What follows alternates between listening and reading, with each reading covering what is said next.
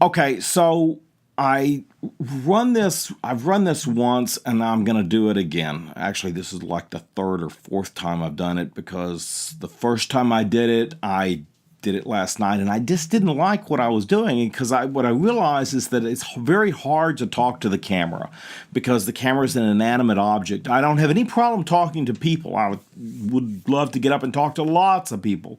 I'm not I don't suffer from stage fright or anything. And when I'm in front of the camera alone, I'm not suffering from any stage fright. I'm suffering from distraction because I'm thinking about the camera and I'm thinking about how much data I'm using. And I'm thinking about the lights and are they set up right and the sound. And sure enough, just previously I recorded this and I did the whole thing and it was great and I was all excited. And then I looked and the sound stopped working on me. So, oh, by the way, this is BarbWire Strategy. Welcome to episode 1. I just kind of launched into it, didn't I? Well, what I've decided is just going to go ahead and do things off the cuff, even though I've got 2 pages of written material here, and I've got whiteboards that I've written stuff on for notes to remind me of things. The problem is that when you do something that's off the cuff, it's more natural, like it is now, and it's not rehearsed. But on the other hand, I'll get distracted and start thinking about other things, and then I never get to the points that I want to. So I'm going to try to stay to the point. So this is part 1. There's what have I got here? Like 5 parts to this. 5 parts, 2 pages. I'm going to get to this. I'm going to do this as quickly as I can. Okay. So part 1. I went back and I looked at the pilot. And I wasn't completely satisfied with what I did on the pilot. I mean, it was okay, but the part that was unsatisfying for me is trying to explain what BarbWire Strategy is and why I'm doing it. We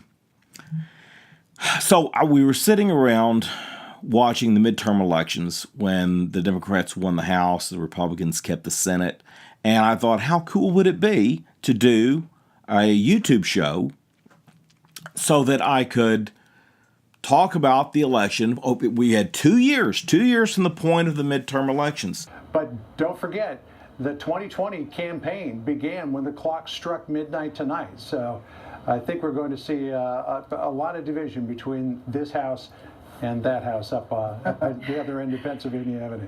And here we are 6 months later. So I started that night after midterm election. I said, I'm going to do this. It's something I've thought about for a long time. Thought about it throughout the election of 2000 and what was it? 16.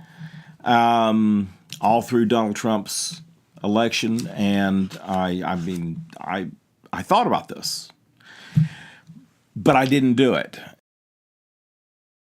So we think about a lot of things, but we don't do them. And so eventually you just have to bring yourself to jump off the cliff and do them.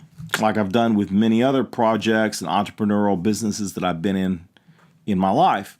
You just have to do it. Make the best plans you can, but go ahead and do it. So this is what I did. So I started this, and here we are 6 months later. And I felt like I needed to research equipment and look at other YouTubers and see what are they doing, what equipment are they using, how am I going to set this up, where am I going to set this up. And so I finally have this studio set up the way I want it with the screen and the lights and the camera and the sound if it keeps working. And anyway, so I wanted to do a commentary, my own thoughts on the election, because I have sort of some radical views on thoughts, as you'll find out if you watch more episodes. But whether I have any viewers or not, I can't care that much about how many viewers I have. For one, I believe that you just have to be yourself. But mainly, I got to thinking about the fact that, and this is going to go into number 2 here, the point number 2, or part 2, that I wanted to do this for posterity, for my kids, to hand on to them, assuming that all of these recordings stay intact and we don't go into oblivion or YouTube doesn't go down the drain or whatever platform I'm putting these on in the future. they don't go away. They'll be there for posterity. So let's go on to part 2. And I feel like I kind of covered the ground floor of why I did BarbWire Strategy.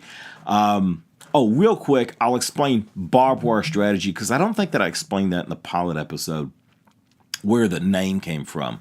So about 20 years ago, my cousin and I were thinking about putting together a journal because we had this triathlon thing going and we had a newsletter, and we thought about, wouldn't it be cool to create this journal because not to get into a long story, but Banana Republic, the clothing store, which is not what it was then. It was actually safari gear. And they made these cool catalogs that were all illustrated. And so my cousin and I thought, wouldn't it be cool to make these catalogs, not for clothing, but in the same style? And I think he came up with the name of BarbWire Strategy because my uncle had painted this painting of 2 old cowboys standing over a barbed wire fence talking to each other because he liked to paint cowboy paintings. And so there's a strand of barbed wire in between them. And Marcus and I, my cousin, started thinking about it and thought, well, okay, all of politics and life is like barbed wire. For one, it's very prickly, very twisted, with many different variations.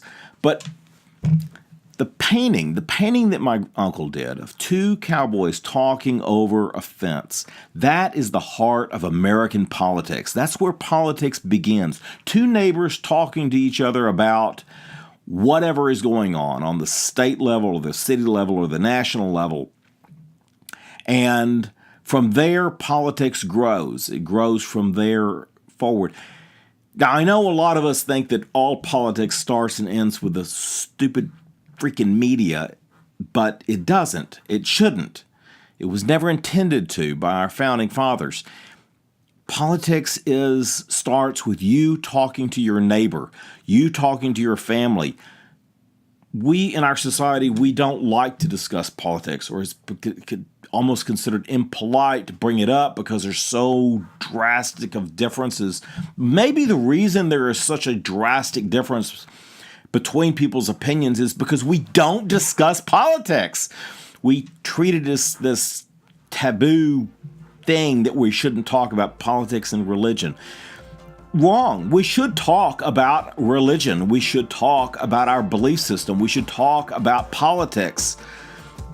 Anyway, I'm very passionate about this. That's why I'm doing this channel. So let's move on to part 2.